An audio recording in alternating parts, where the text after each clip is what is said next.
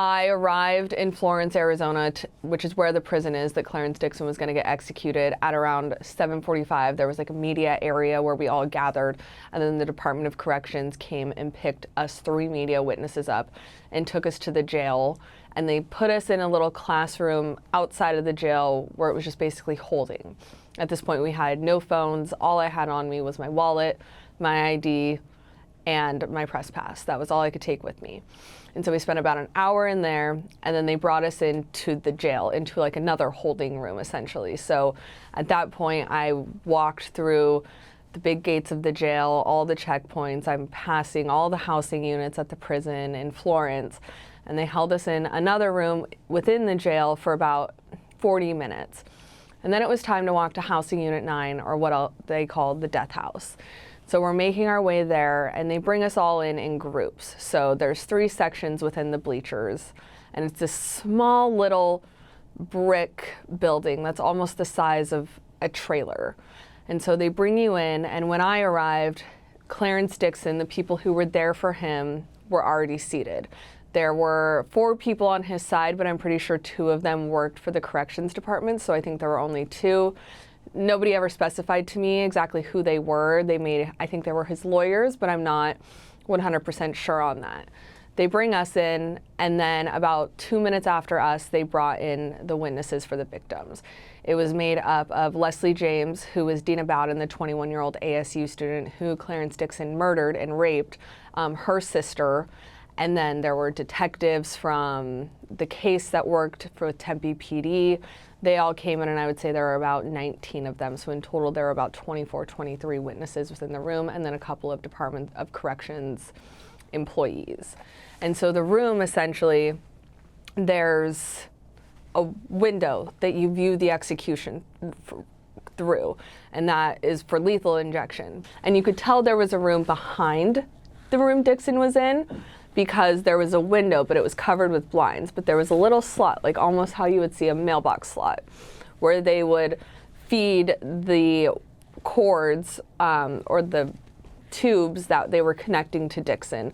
And those behind that wall was where the drugs were. And so, you know, there's a huge confidentiality thing about keeping the identity of the executioners you know, as discreet as possible. And so I'm assuming that the executioners were then behind that wall. But directly behind me, I could essentially reach my arm back, is the gas chamber. So Clarence Dixon is actually one of the inmates who had the option, because he committed his crime before 1992, he had the option to do lethal injection or gas chamber. So if he had actually chosen, he defaulted to lethal because he didn't choose a way of execution. He could have been sitting in the gas chamber. And so about 2 minutes after all the witnesses are brought in, you're facing the room where Clarence Dixon is going to be in. It's covered by a big black velvet looking curtain. It's very thick. And within the room, there's also 3 monitors on the ceiling. There's one in the corner right here, one right here, and one in another corner. The 2 in the corner gave a view of Dixon. It was like an aerial view. You're looking directly down on him. And in the middle TV display showed the actual vials of what they were going to push into Dixon to execute him. At 9:33, the black curtains opened and Dixon was laying there. Nothing had been hooked up to him yet, but he was shackled down by his wrists and his ankles, and he was laying there he had a sheet up to his chest right here, but his arms were on top of it, so I could clearly see his arms. And he was in an orange jumpsuit, and so I could see his arms. And then they started injecting the IVs. They had issues getting the IV into his left arm. They started, and they were having issues, so then they moved to his right arm. And throughout the entire process of them doing this, I noticed that Dixon was, what looked like to me, counting on his fingers. He was going like this. And then he would stop on his middle finger for a while and then restart again. And so they then start working on getting the IV into his second arm, and they finally successfully do that. And throughout the whole process of this, Dixon is kind of heckling the medical team. He says, "Oh, you took a Hippocratic oath. The money must have been better here." He said something along the lines of, oh, of course this is taped. You guys probably watch it and get off to it, kind of heckling the medical team, but they never engaged with him. And so once they finally got the IV into his right arm, they moved down to his thigh. So they removed the sheet and kind of moved it over. And so we were able to see, I think my guess was what it was they were putting a catheter in him. And so we got to watch the whole procedure of them putting the catheter in, which took by far the most amount of time, longer than the IVs, longer than the actual execution. He was bleeding through it, but they gave him a shot, I think, which was numbing, because the only thing the medical team ever said to Dixon was, we're going to give you a shot. You might feel a pinch and a slight sting. And throughout the whole process, Dixon never looked over at the witnesses. He was constantly staring at the ceiling like this. And from what I've heard from prior executions is they will look over at the witnesses. And some of the other media witnesses I was with have also seen executions, and they said this was a rare thing for them. But so since we had that aerial view of Dixon, even though he wasn't looking at us, I was able to see his reactions throughout them, injecting the IVs. And he would wince when they would poke at him with the IV, and kind of let out a hiss here and there sometimes in pain, but just from the IVs being placed. At about 10:01, they finally have the catheter placed into him, and Dixon says along the lines, "I'm sorry you're watching this, Deana," who was his victim. "You know I didn't kill you." So that was the first time he was speaking throughout the whole process, like I said, kind of heckling the medical team. This was the first time he acknowledged his victim. And so then they're still kind of getting the catheter ready. And then at about 10:17, there were 4 corrections officers in the room with Dixon, along with the 2 medical team members.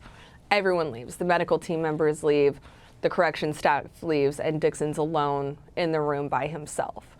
And so at this point, the warden comes in and he reads the death warrant to Clarence Dixon and says, "Do you have any last words?"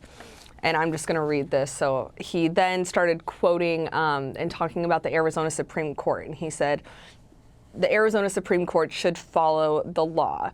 And he starts labeling off and throwing off some statutes from the Arizona Supreme Court.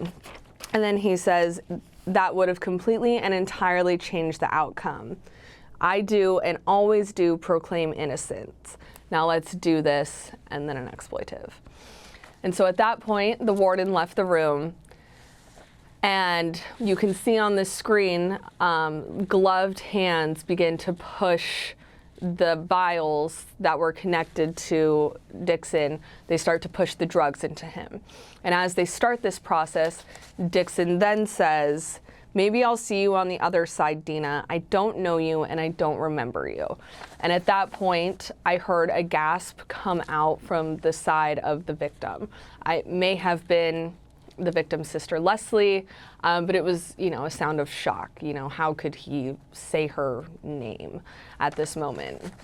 And so then the drugs start being released, and Dixon again resumes counting on his fingers, and he was rolling his eyes throughout this process. And it didn't look like he was rolling them into the back of his head like he was dying.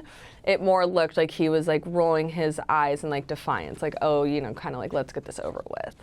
And that at about 10:22, he took a big gasp of air, and then he took a huge swallow, and I could see it because he was laying down. I could see the swallow move down his throat and into his chest, and then his mouth opened, and that was the last movement I ever saw from Dixon. I have in my notes here, at 10:23, no movement, mouth remains open. At 10:24, I witnessed on the TV screen as well them pushing another vial of drugs. I'm assuming it was drugs. 2 of them were drugs, 2 of them were saline, but they didn't really tell us exactly what they were pushing in what moment. But they pushed another shot of drugs into him. At 10:26, there was still no movement from Dixon. And at 10:28, the medical personnel re-entered the room, and they basically gave him a physical assessment. They swabbed his eyes with Q-tips, they checked his mouth, checked in his ears, and then they left again. And then at 10:29, the warden re-walked into the room and said the inmate is sedated.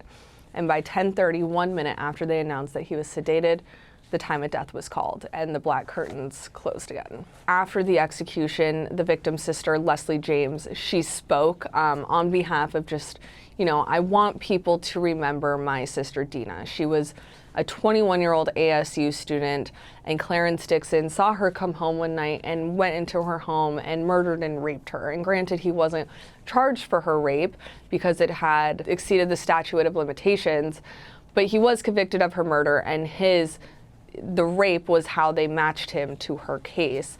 And so she was like, I truly want everyone at the end of the day to remember my sister Deana for what she could have had and what got taken away from her. She was 8 credit hours away from graduating from ASU.